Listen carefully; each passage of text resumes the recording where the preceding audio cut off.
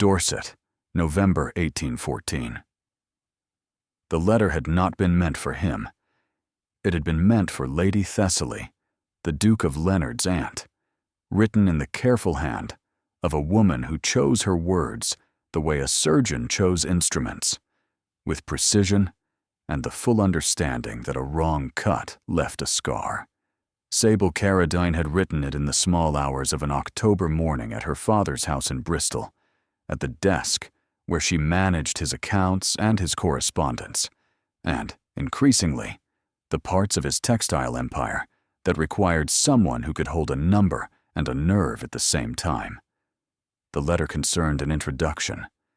Lady Thessaly had suggested, through the layered diplomacy of a woman who had spent 30 years suggesting things to powerful men without any of them noticing they were being managed, that her nephew, the Duke of Leonard, might benefit from meeting Miss Carradine.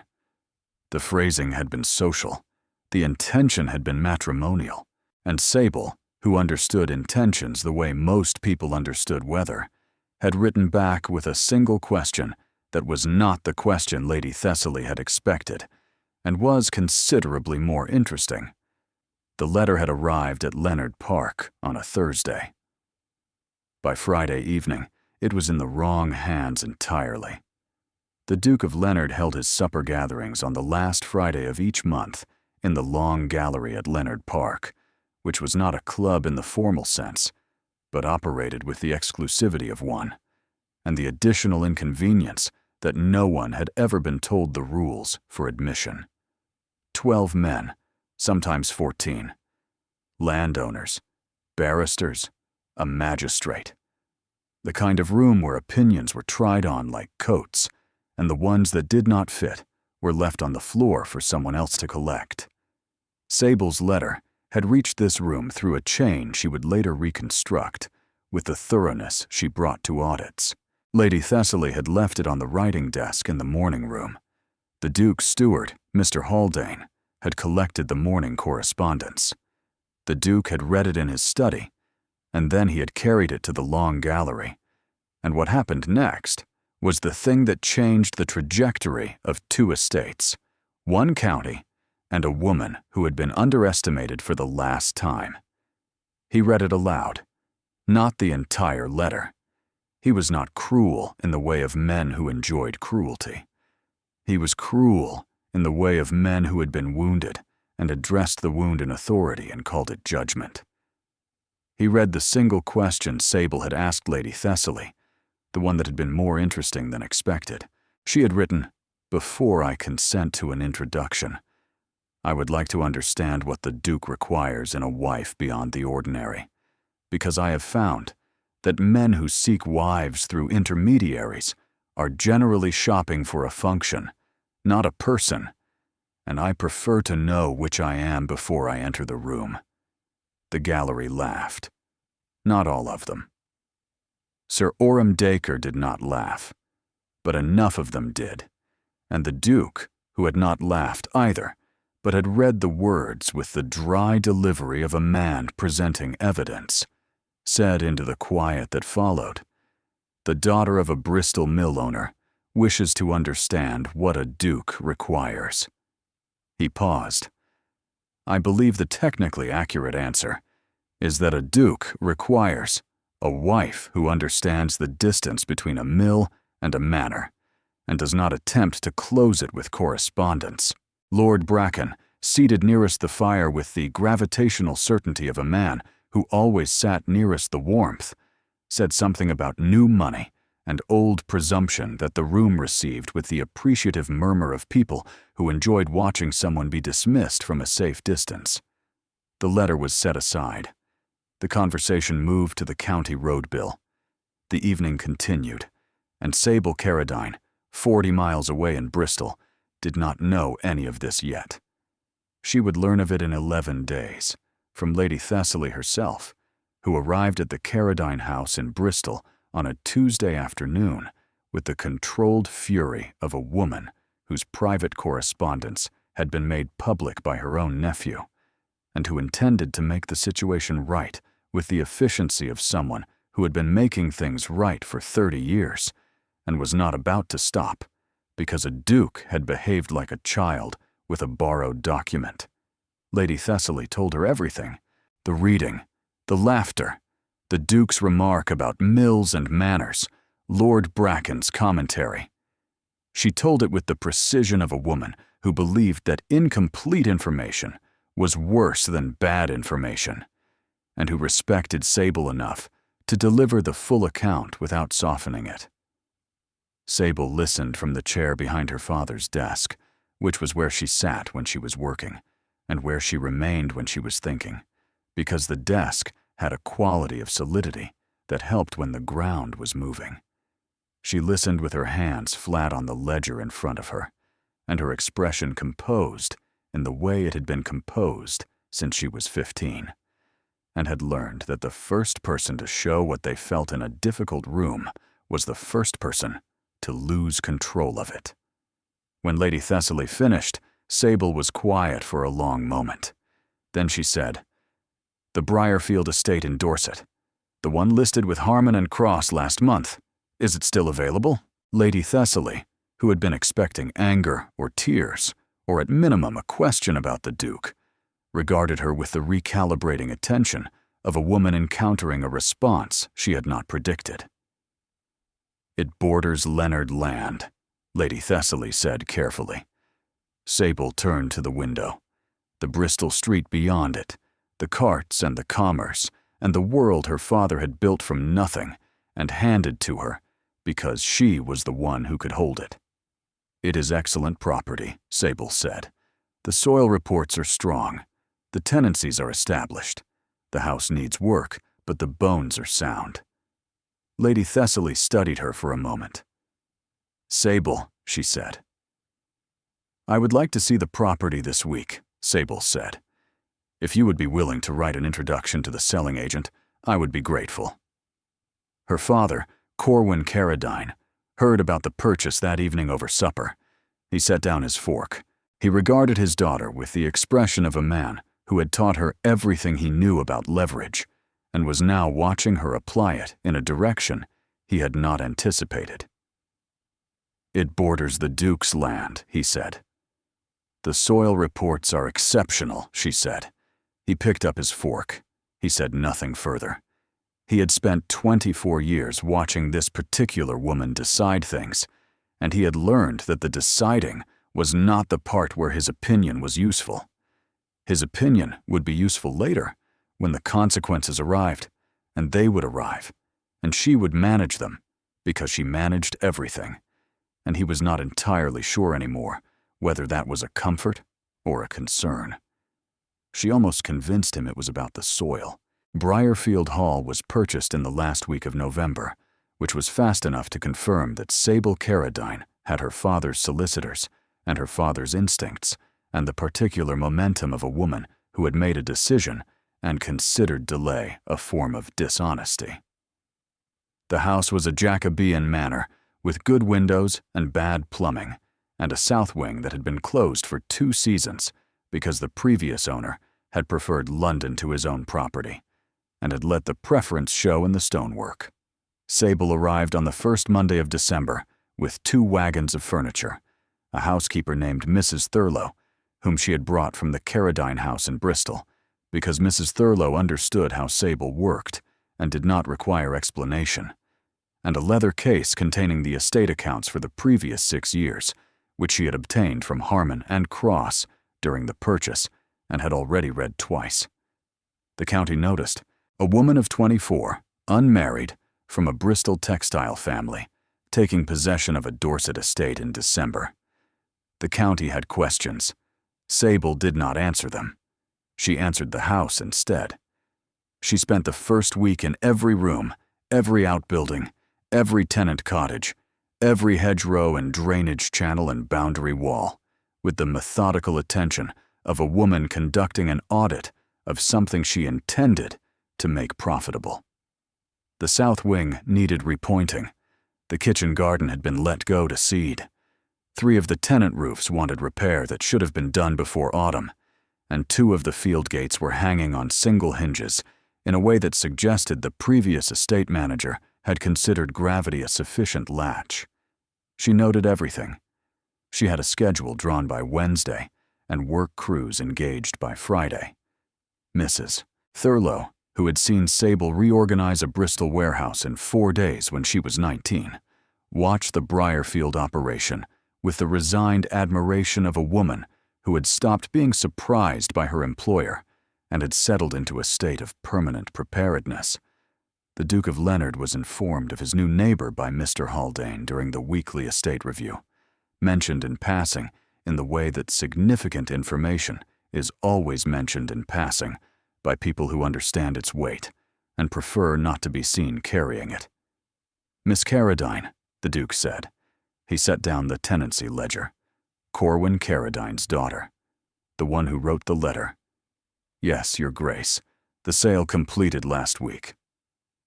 The Duke turned toward the window that faced west, toward the boundary between Leonard and Briarfield, where the old stone wall ran along the ridgeline and the land dropped away into the winter fields beyond. The boundary records, he said. When were they last reviewed? Not since your father's time, Your Grace. Have them reviewed, he said. Before Christmas. He returned to the tenancy ledger. Mr. Haldane noted the instruction and said nothing further. But the Duke glanced at the west window once more before the review was finished, and the glance had a quality that Mr. Haldane, who had served 3 generations of this family, recognized and chose not to name. She was walking the boundary wall on a Thursday morning in the 2nd week of December when she heard the hooves on the frozen ground before she saw the rider. The wall was old, dry stone, hip height in most places, and crumbling in a few, and it ran along the ridge between Briarfield and Leonard, with the indifferent permanence of something that had been there longer than either estate's claim to it. He came from the Leonard side on a dark bay at a pace that said he had known where she would be, and had come with purpose. He pulled the horse up at the wall and regarded her across it with an expression she had not seen before, but understood immediately. The complete attention of a man who had formed a position and was not expecting to revise it. She recognized him from the description Lady Thessaly had provided, though the description had not mentioned the height or the stillness or the way he held the reins with the unconscious authority of someone who had been on horseback since before he could read. Miss Carradine, he said. Your Grace, she said. She did not curtsy. They were standing in a field. The curtsy was for drawing rooms, and she was not in the business of performing for men who read private letters to rooms full of strangers. He surveyed the Briarfield land behind her, the work crews visible on the south wing scaffolding, the smoke from the kitchen where Mrs. Thurlow was establishing operations with the quiet authority of a woman who considered cold kitchens a personal affront. You have been busy, he said. The estate required attention, she said. It has received it. A pause. The December wind moved across the ridge between them. My steward tells me you have engaged a surveyor for the boundary. I have. The wall does not align with the deed. I prefer to know where my land ends and yours begins. So do I, he said. I have engaged a surveyor as well. The wind pressed at her coat, and she held her ground on the frozen turf with the balance of a woman who had walked factory floors in worse weather and had never once reached for a railing. Then we shall have 2 professional opinions, she said. If they agree, the matter is simple. If they do not, the matter becomes a negotiation, and I am comfortable with negotiation. Something shifted in his expression, not a softening, a recalculation. The register of a man encountering a variable he had not included in his original assessment. You are very direct, Miss Carradine, he said. You read my letter to a room full of men, Your Grace, she said. You are already familiar with my directness. I am simply delivering it in person. The bay shifted beneath him. He steadied it without breaking her gaze. The boundary survey, he said. When the results are in, write to me, not to the steward. To me, directly. He turned the horse. "Good morning, Miss Carradine." "Good morning, Your Grace," she said to his back. She stood at the wall for a moment after he had gone and considered the instruction to write to him directly, and the recalculation she had seen cross his face, and a man who had mocked her letter in a room where she had no voice and had just given her a direct line to his attention. She went back to Briarfield and did not think about any of it for the rest of the morning, with limited success. The surveys returned in the 3rd week of December with the results she had anticipated, which is to say with the results that confirmed her legal position and complicated his historical one in the precise way that required them to be in the same room again. The boundary wall, according to the 1809 deed, under which Briarfield had last been conveyed, followed the ridgeline 8 feet to the west of its current position. The boundary wall, according to the Leonard estate records dating to 1751, had stood in its present location for 63 years and had been maintained by the Leonard estate for the entirety of that period. 8 feet of Dorset hillside, a strip of land containing the wall itself, a drainage channel, and a row of hawthorn that had been planted by someone whose identity neither survey could determine, and whose hedging had apparently thrived in the ambiguity. Sable read both surveys at her desk in the Briarfield library on a Friday morning, and considered the 8 feet, and the hawthorn, and the pleasure of a problem that was both legally precise and personally significant. She wrote to the Duke. The letter required 3 drafts. The first was too sharp. The second was too careful. The third was exactly what the situation required. Factual, specific, proposing a meeting to review the documents together, which was the reasonable next step, and also the step that would put her across a table from a man who had humiliated her in absentia and then told her to write to him directly, and she was not going to examine the architecture of that contradiction any more closely than she already had. She sent the 3rd draft. His reply came the following morning, in his own hand, which she noted. It said, "Miss Carradine, I have reviewed both surveys. The discrepancy is clear. I propose Monday next, 10 o'clock, at the boundary wall. Bring the 1809 deed. I will bring the 1751 record. Leonard." She read this twice. She noted the absence of pleasantries. She noted the speed of the reply. She noted that he had written it himself rather than dictating to Mr. Haldane, and the words he had chosen were efficient and direct, and expected her presence as though it were a settled matter. She found this, against her better judgment, more interesting than courtesy would have been. She sent back, "Monday next, 10 o'clock. I will bring the deed. S. Carradine." Monday was cold and bright in the way of Dorset in late December, the kind of morning where the light was flat and honest, and everything stood in its actual position without shadow or softening. She arrived at the boundary wall at 7 minutes to 10. He was already there. He was on foot this time, the 1751 record in his hand. He had brought Mr. Haldane, which told her how he had categorized this meeting. She had brought her surveyor, which told him something equivalent. They spread the documents on the flat top of the boundary wall and stood on opposite sides of the stone and read each other's evidence with the focused attention of 2 people who were both entirely correct and entirely incompatible. "The 1751 record predates the deed by 58 years, he said. "The deed is the operative legal document," she said. "Continuous occupation has weight in this county," he said. "Continuous occupation and legal title are different things," she said, "and I find the difference worth preserving." He held her gaze across the wall. The December light was doing the thing December light did in Dorset, which was to make everything sharper than it needed to be and offer no assistance to anyone attempting to look away. "You have done this before," he said. "Argued a boundary." "My father's business involves a considerable number of negotiations," she said. "I have been present for most of them since I was 16. He studied her for a moment with an expression she could not immediately catalogue. It wasn't the assessing attention from the ridge. It was something less settled than that. Your father includes you in his business. My father has no sons, she said. He has me. He decided when I was 12 that this was either a limitation or an opportunity, and has proceeded on the assumption of the latter. She met his gaze. He has not been wrong. The Duke was quiet.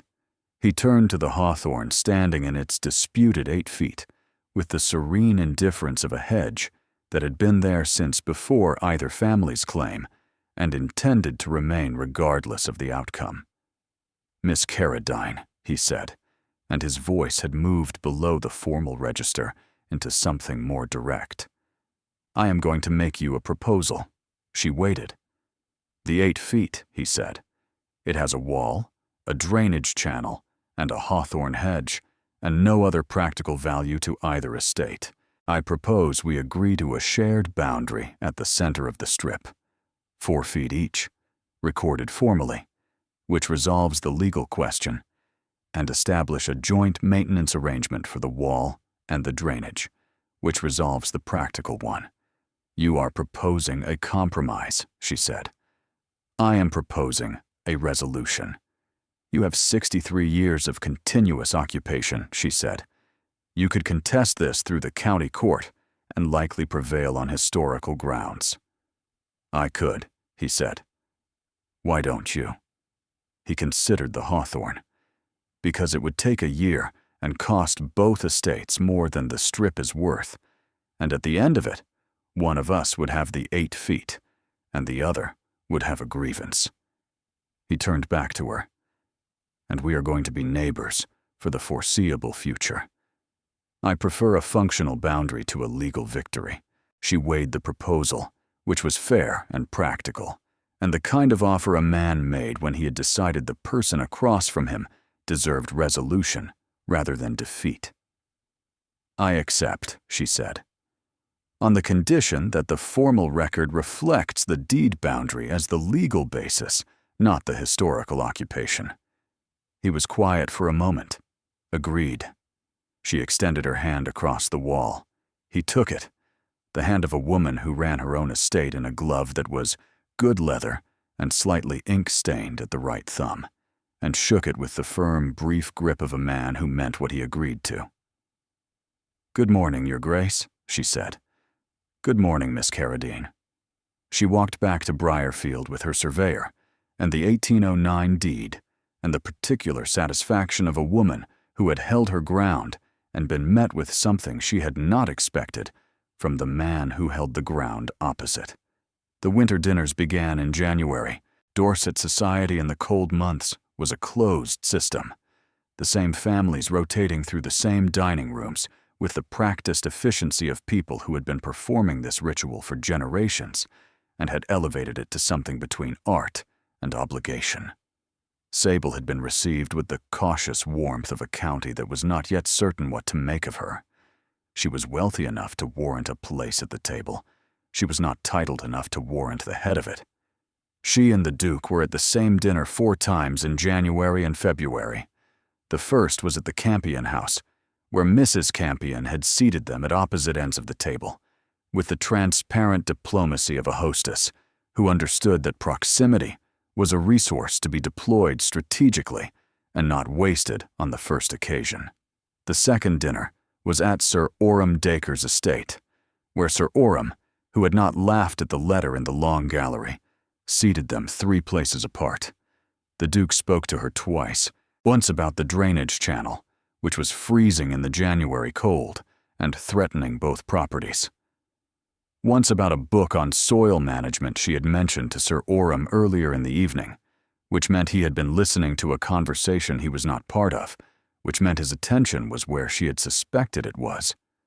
The third dinner was at Leonard Park itself, a formal occasion for 14, at which Sable spent 40 minutes in conversation with a magistrate named Mr. Ashwell about tenancy law, because the Southfield leases were giving her genuine trouble.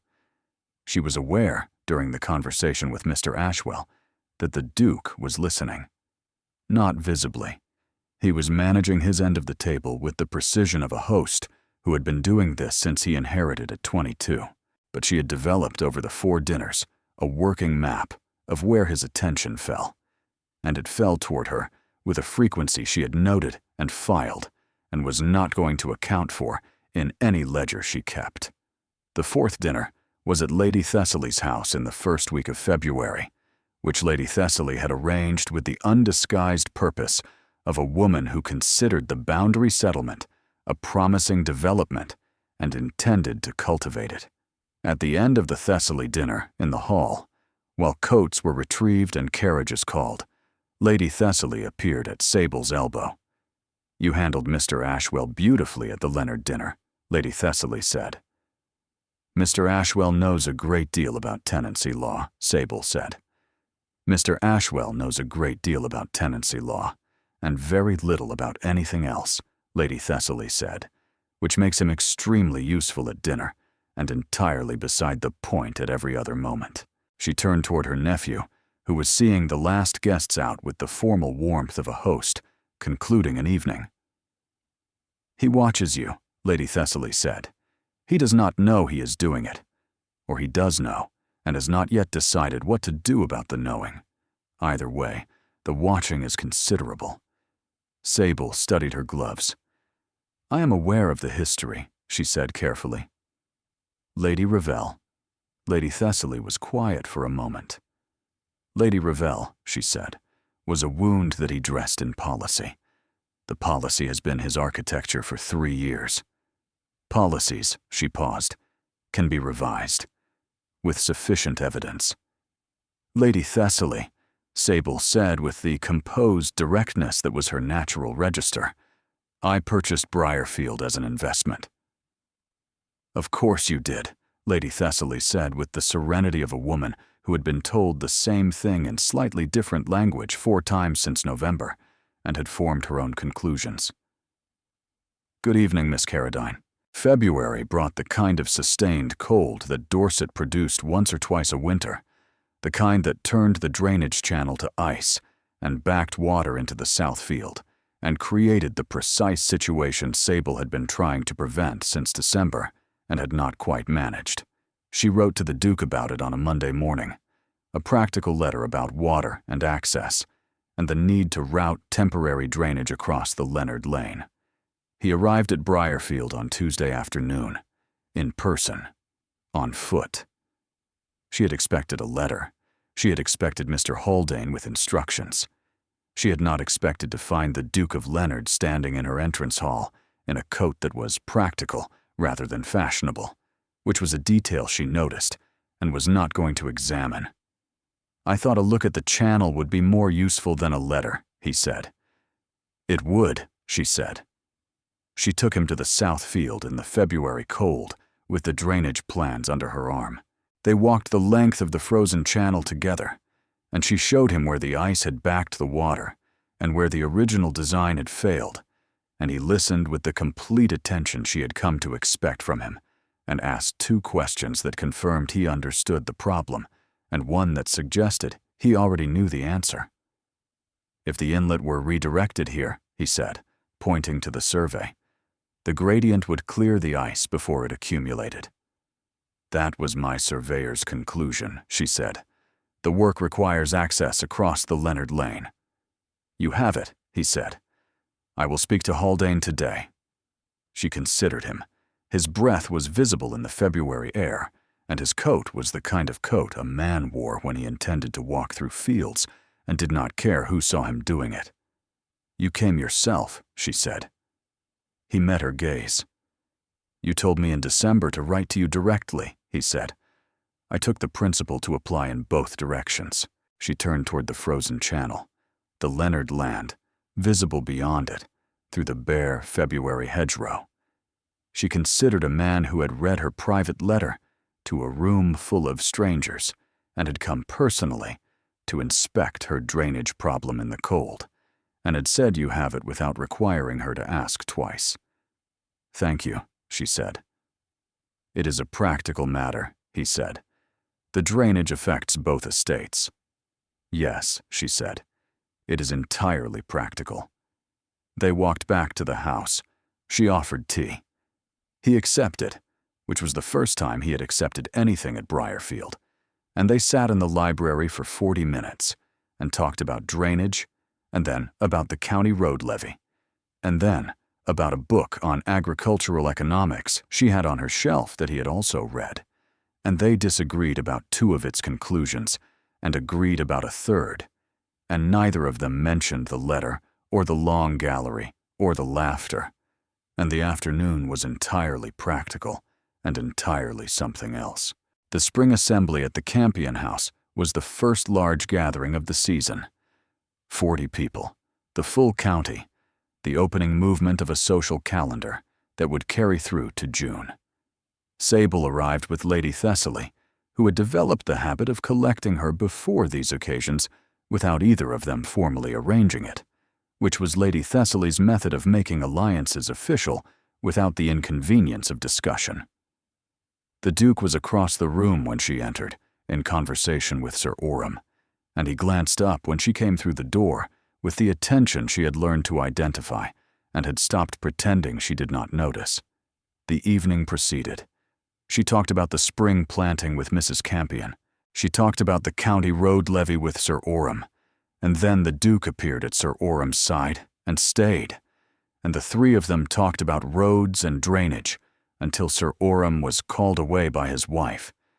And then it was just the 2 of them, and the conversation shifted without either of them directing it from roads to the South Field, to a question he asked about the textile operation she had grown up managing in Bristol.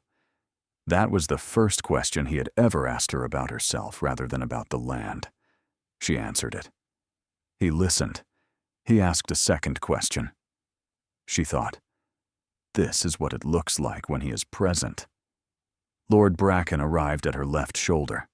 She had seen him circling for 20 minutes with the predatory geometry of a man who selected his moments the way a marksman selected his range, and she had noted it, and had decided it was within the ordinary register of a social evening. She was wrong about the register. Miss Carradine, Lord Bracken said with the tone of a man preparing to be charming, in a way that required witnesses. There were 5 people within easy hearing. He had chosen his position. Briarfield is looking well, I hear. Extensive improvements. He smiled. Quite extensive. Thank you, she said. The south wing required structural attention. Structural attention, he said, with the smile still in place. One does wonder whether such extensive investment is. He paused with the practiced timing of a man who had been constructing these pauses for decades, proportionate to the likely duration of the tenure. She held his gaze. That is to say, he continued, Dorset has a particular character, an established order. One hopes that new arrivals appreciate the character of the county before undertaking a program of improvement that might, he paused again, exceed their position. The word position did the work he had designed it to do. In a neutral mouth, it meant location. In his mouth, with his pauses, and his audience, and his smile, it meant you are new money in Old Dorset, and you have reached beyond your station, and everyone within hearing understands this. She held his gaze with the composure of a woman who had been managing difficult rooms since she was 15, and had encountered this precise variety of condescension in Bristol warehouses and London trading floors, and had developed a thorough response to it. She was formulating that response when she heard the Duke's voice. The improvements at Briarfield, the Duke said from her right, in a voice she had not heard before. Not the boundary voice, not the dinner voice, not the long gallery voice she had been told about, but never witnessed. This voice was underneath all of them, the one that had 200 years of Dorset in it, and understood exactly what weight it carried. Include a structural restoration of the south wing that has preserved a Jacobean facade, which was 6 months from becoming unsalvageable. He turned the full weight of his attention on Lord Bracken.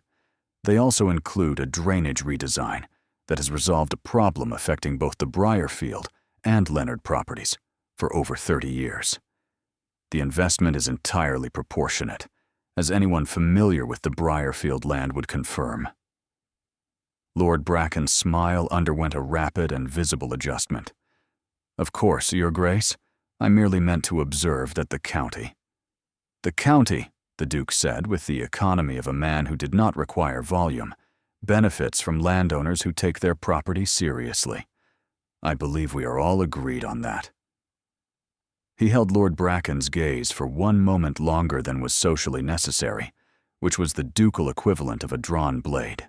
Then he returned to the conversation as though nothing had occurred, and Lord Bracken found someone else to speak with at the pace of a man who had been corrected in public and required distance to recover his composure. Sable stood beside the Duke in the aftermath and considered what had just happened with the precision she brought to all significant information. He did not glance at her. He was talking to Sir Oram again about the road levy, and nothing about his manner indicated that he had done something significant. She thought, he knows he has. She thought, he is waiting to see what I do with it. She excused herself and crossed to the far side of the room and stood with Lady Thessaly, who observed her expression, and then the Duke across the room, and then her expression again. Well, Lady Thessaly said. He intervened. Sable said. I saw. He did not have to. No, Lady Thessaly said. He did not. She accepted a glass of wine with the serenity of a woman who had been anticipating this conversation for 4 months. He made it about the land, Sable said. He made it about the property, not about me. He made it about the property, Lady Thessaly agreed, so that Lord Bracken had no graceful way to continue, so that the room understood his position without requiring him to make a personal declaration, and so that you were defended without being diminished. She paused, which is a very particular kind of intelligence. Sable held her glass and considered 4 months of boundary walls and drainage channels and winter dinners, and a man who had read her private letter to a room full of strangers and had just used his voice in a room full of the same people to say that she belonged here. He was wrong about me, she said, in the gallery, when he read the letter. Yes, Lady Thessaly said, and he has known it for some time. She observed her nephew across the room. He is a man who does his accounting carefully. He required sufficient evidence. Sable held his gaze across the room for 1 beat longer than the social register required, and then turned back to Lady Thessaly and said something about the road levy, and the assembly continued around them, and neither of them said anything further that evening, and the restraint cost them both more than either would have admitted. He called at Briarfield on a Thursday morning, 3 days after the assembly. 3 days was fast enough to mean it had been decided before the assembly was over. She was in the south field when he arrived. The drainage work was complete, the channel running clean in the March morning. She saw him at the Briarfield gate, on foot again, and he waited there while she completed her conversation with the foreman and walked back across the field toward him. She did not hurry. He did not appear to expect her to. Your Grace, she said when she reached the gate. Miss Carradine. He considered the south field, the drainage channel running clear. It is working. It is working, she confirmed. The backfield at Leonard was dry this morning for the first time in 3 winters, he said. Your surveyor's redesign solved both problems. I am glad, she said. He turned to her. He turned to the gate between them, which she had not opened. I owe you an apology, he said. She waited. The letter, he said. In October.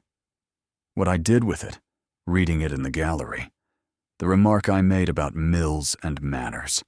He paused.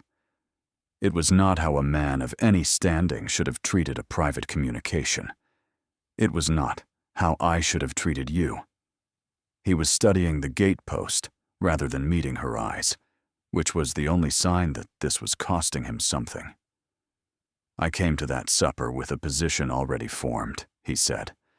a position that had nothing to do with you and everything to do with. He stopped. "Lady Ravel," she said. He met her gaze. "I understood," she said, "when Lady Thessaly told me what you had done with the letter.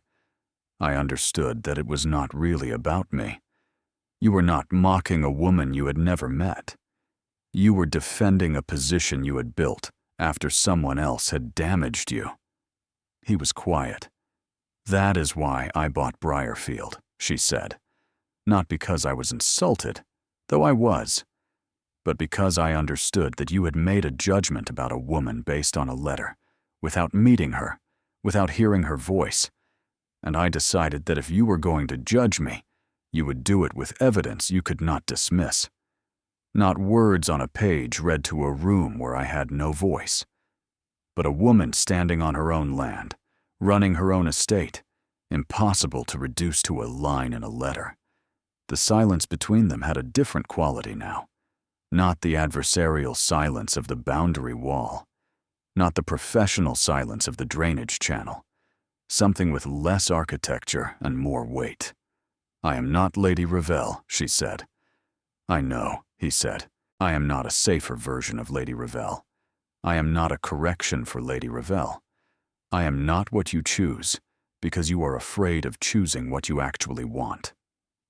"No," he said. "You are not." He was quiet again. Then he said, "You are the most inconvenient person I have encountered in a decade of managing a very large estate. You have argued my boundary, redesigned my drainage, outperformed my tenancy strategy, and made it impossible for me to maintain a single policy I held before November." He paused. "And I mean that as a complete accounting of my situation."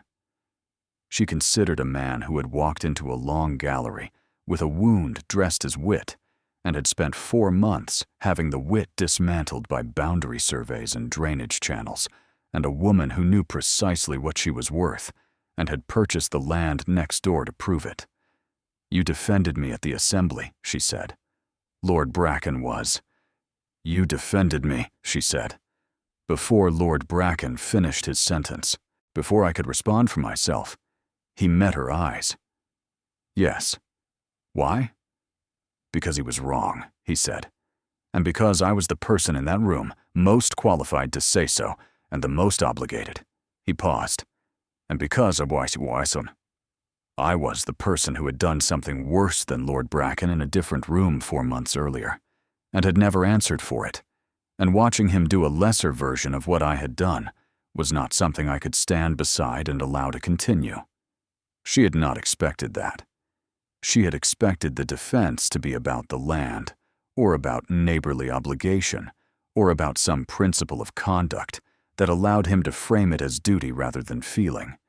He had framed it as guilt, as debt, as the specific recognition that what Lord Bracken had done at the assembly was a smaller, public echo of what the Duke had done in private, and that the Duke understood the symmetry. She opened the gate. "Come in," she said. "The South Field is worth seeing properly, and I believe I owe you tea." He came through the gate. He fell into step beside her on the path toward the house. The March morning was clear, and the field was running clean, and nothing had been resolved, and everything that needed saying first had been said. The tea was in the Briarfield library. She had chosen the library because it was where she worked, and because she was not going to arrange a drawing room for him as though this were a social call. It was not a social call. It was a man who had come through a gate she had opened, and who had named his own guilt without being asked, and who was now sitting in the chair across from her desk with an expression that had nothing managed in it. Mrs. Thurlow brought the tea and left with the practiced invisibility of a housekeeper who understood when a room required privacy. Sable poured and handed him his cup and sat back and regarded him across the desk.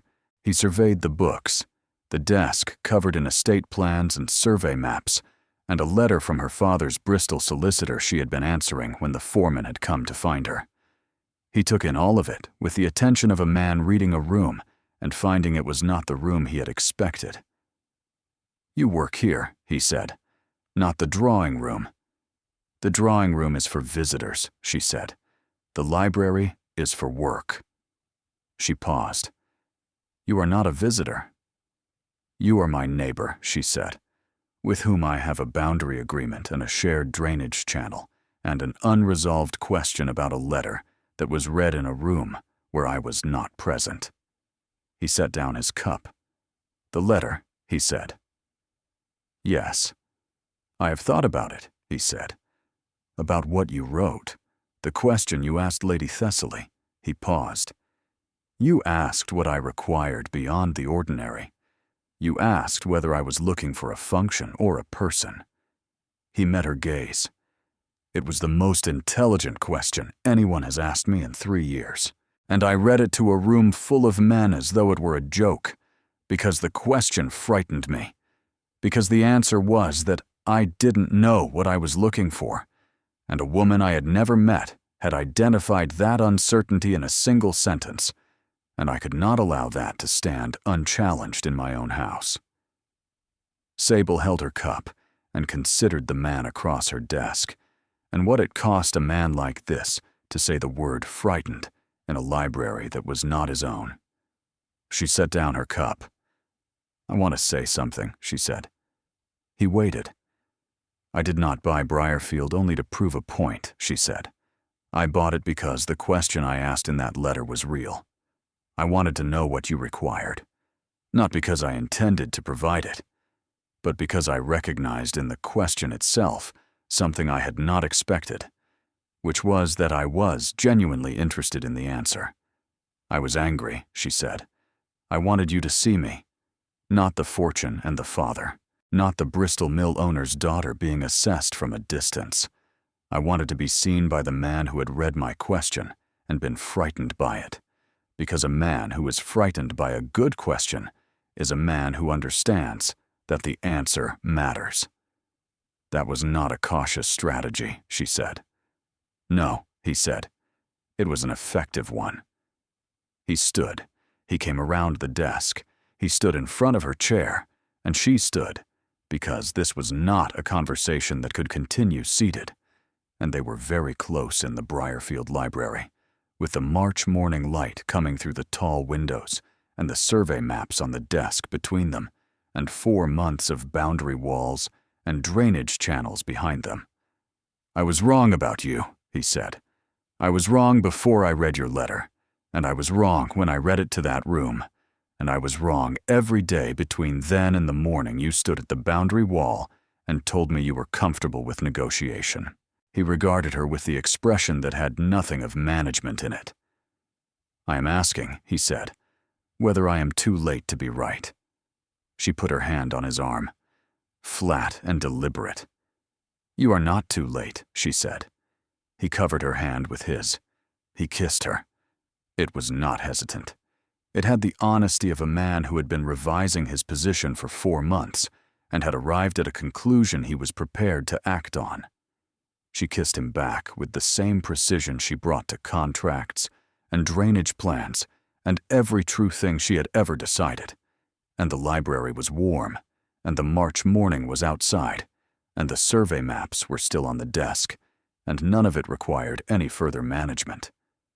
April in Dorset was the county at its best and most certain of itself, the gardens emerging, the social calendar filling, the particular energy of a place that had survived winter and was deeply satisfied about it. The Duke asked formally in the Briarfield library on a Wednesday morning, with the directness she had come to trust, and she said yes with the same directness, and they shook hands on it, before either of them registered the absurdity of shaking hands upon an engagement. And then he regarded their joined hands, and she laughed, a small, real, unguarded laugh, and he received it with the expression she now understood was his version of complete happiness.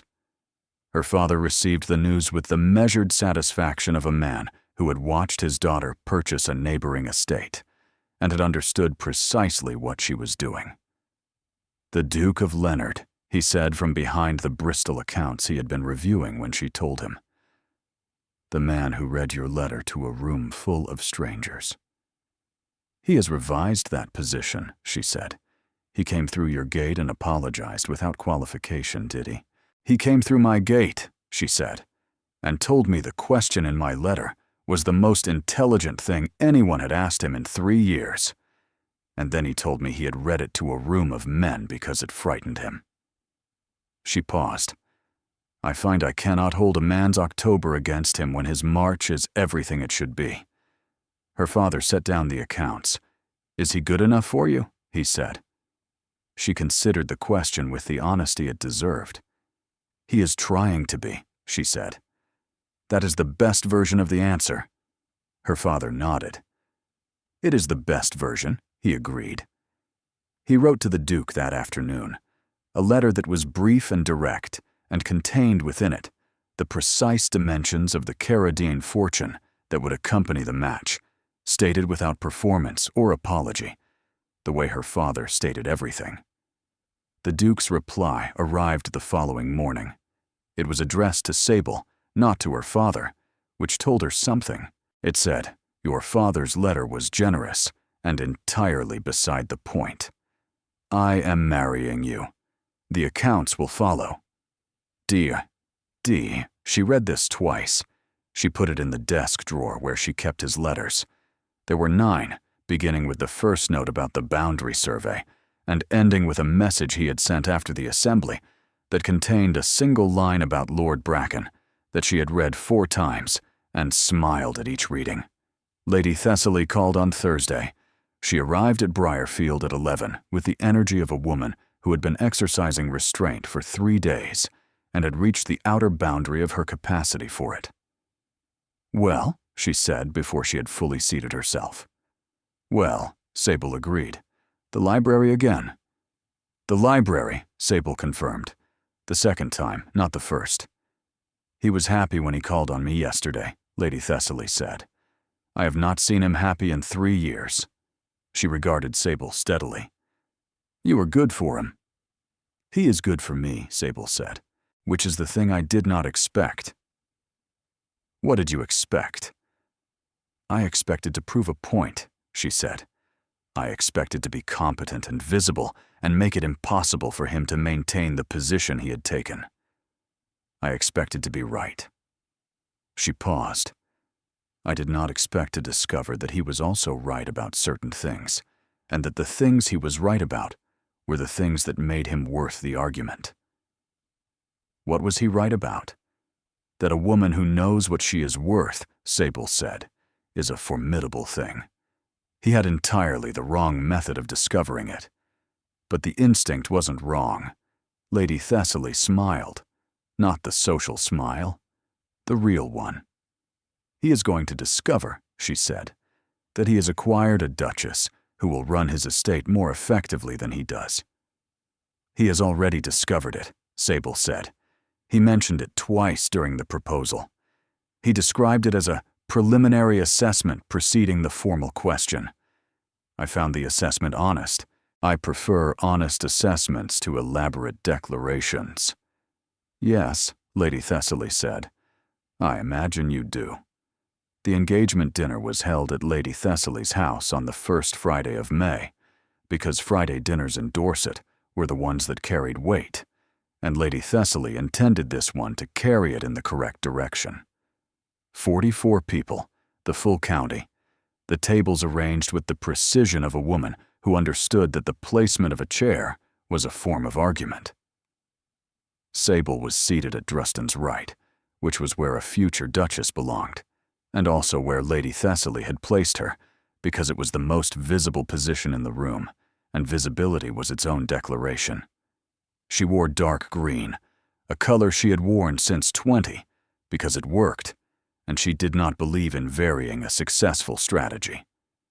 Druston arrived at the table and regarded her with the expression she had catalogued and was now permitted to keep. "The green," he said. "I find it works," she said. "It does," he said. He sat.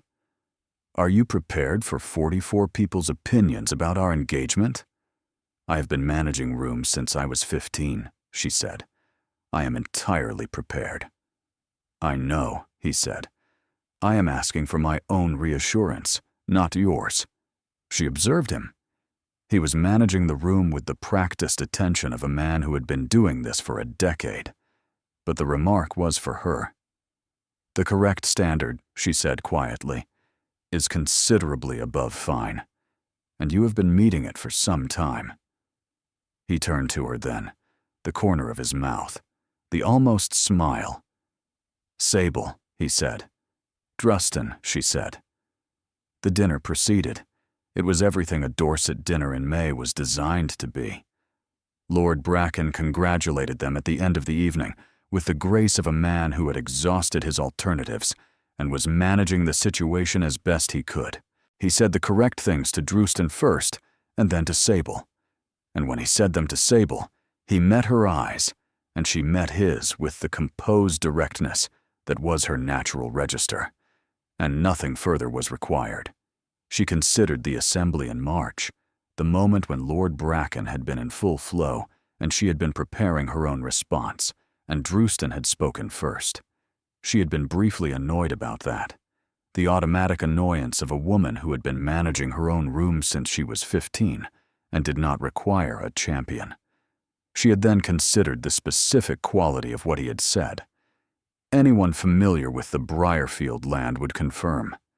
The fact that he had not made her a project or a cause, but had simply inserted accurate information into a room that was being given inaccurate impressions.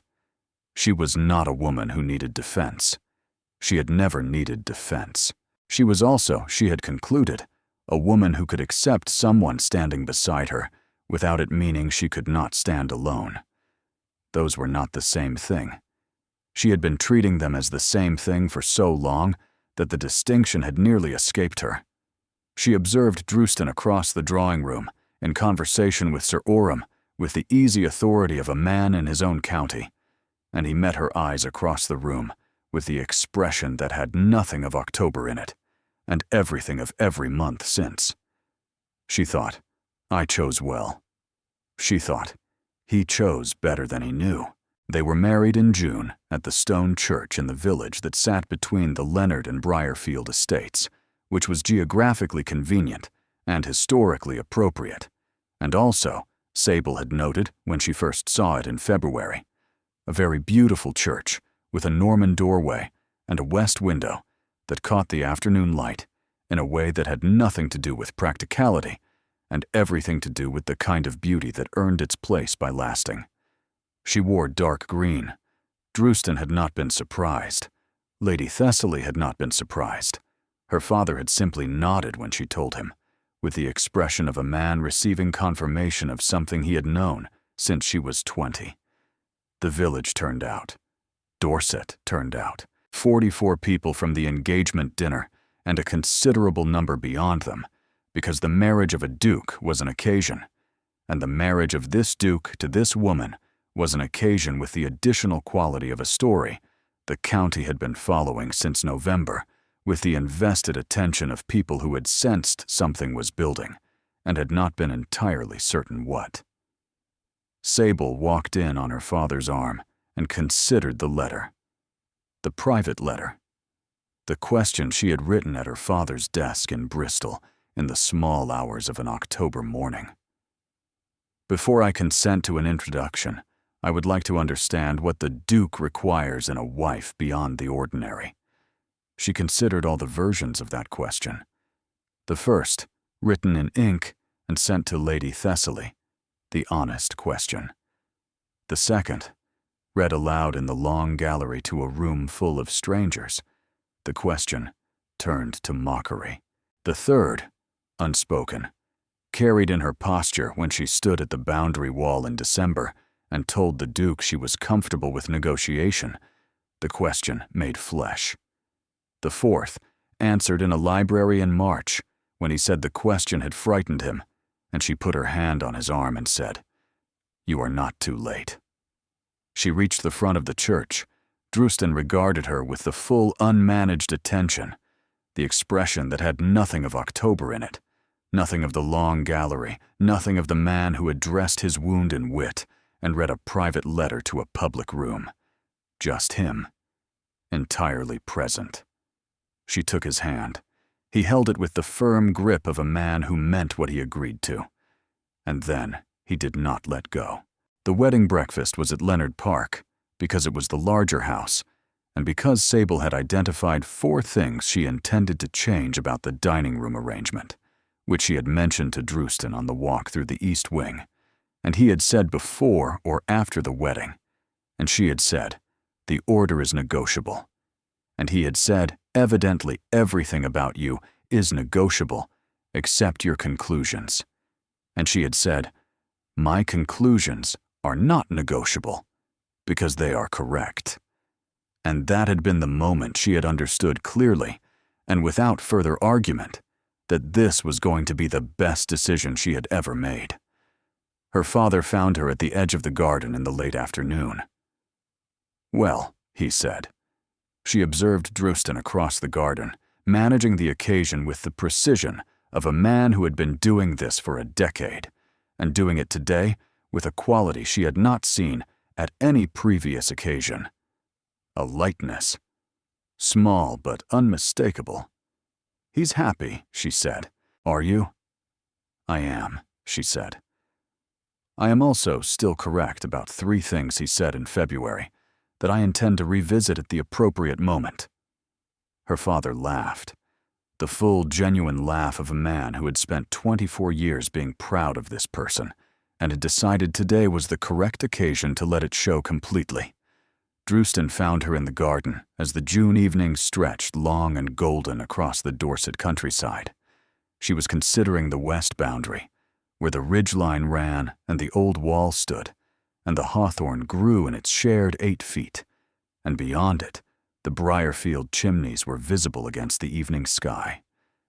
2 estates on either side of a boundary they had settled in December and agreed on, and were now, in every sense, beyond. "The hawthorn," he said. "It needs pruning," she said. "Sable." She turned to him. "All of it," he said. "The garden and the south field, and the boundary wall and the drainage channel. All of it is yours in every sense that matters. I want you to know that I know that." She considered the hawthorn in the shared ground, and a letter and a question and a gallery full of laughter, and a woman who had stepped out of the shadows of that laughter and smiled and bought the land next door and argued every inch of it until the man who had mocked her understood that the question she had asked was the only one that mattered. What does the Duke require beyond the ordinary? He required her. He had simply needed the evidence. "Drewston," she said. "Yes, I'm going to prune the hawthorn." "I know," he said. "And reorganize the Leonard Library. The system has no logical basis. The library is yours," he said. She stepped toward him. He met her in the middle of the garden, between the roses that needed moving, and the boundary wall visible on the ridge, and the long June light that did not want to end. She smiled, the same smile from the title. Not the composed one, not the professional one, the one that belonged to a woman who had written a question in the dark and had spent 8 months becoming the answer. He understood it completely. She saw him understand it. "Sable," he said, and her name in his voice had all of October and November and December and every month since in it, and none of it was a wound anymore. "Drewston," she said. He took her hand. She let him take it. The June evening went on around them, warm and unhurried, and entirely indifferent to whether any of it had been practical. And the answer they had both arrived at was that it had been, just not in the way she had told herself in November. The best investments, her father had always said, were the ones you understood better after you had made them than before. She understood this one completely,